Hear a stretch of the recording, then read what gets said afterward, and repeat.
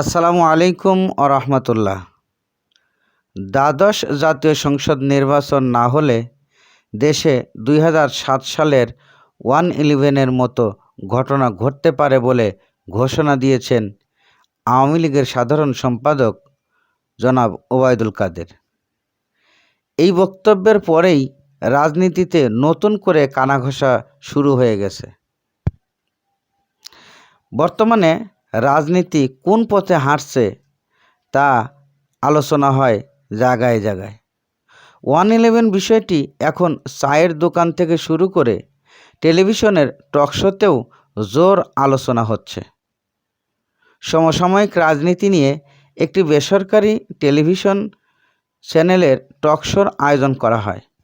সেখানে অংশ নেন বিএনপির আন্তর্জাতিক সহ-সম্পাদক ও সাবেক সংসদ সদস্য ব্যারিস্টার রুমিন ফারহানা। টকশোতে এক পর্যায়ে রুমিন ফারহানার কাছে জানতে চাওয়া হয়, জনাব ওবায়দুল কাদের বলেছেন নির্বাচন না হলে 1/11-এর মতো ঘটনা ঘটতে পারে। এই বক্তব্যকে কিভাবে দেখছেন তিনি?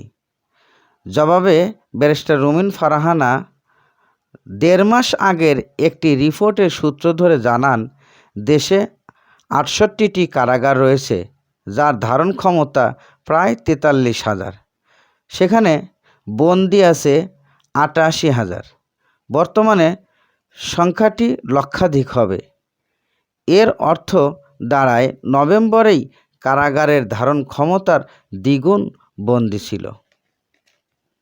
তিনি অভিযোগ করে বলেন, আওয়ামী লীগের লোকজন ক্ষমতায় আছে বহুদিন ধরে, এজন্য তাদের কারাগারে হাঁটতে হয় না। এ সময় তিনি হুঁশিয়ারি দিয়ে বলেন, আওয়ামী লীগের আর খুব বেশি দিন দেরি নাই, অচিরেই তাদের কারাগারে যেতে হবে।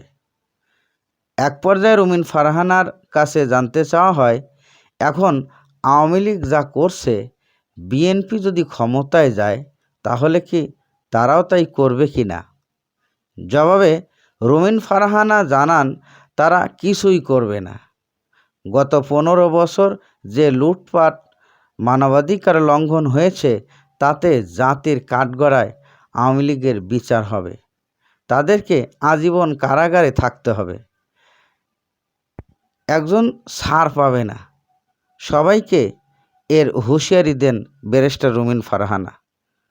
তিনি আরও বলেন, 1/11 আওয়ামী লীগের আন্দোলনের ফসল, কিন্তু তাদের একজনেরও বিচার গত 15 বছরেও করেনি এই দল।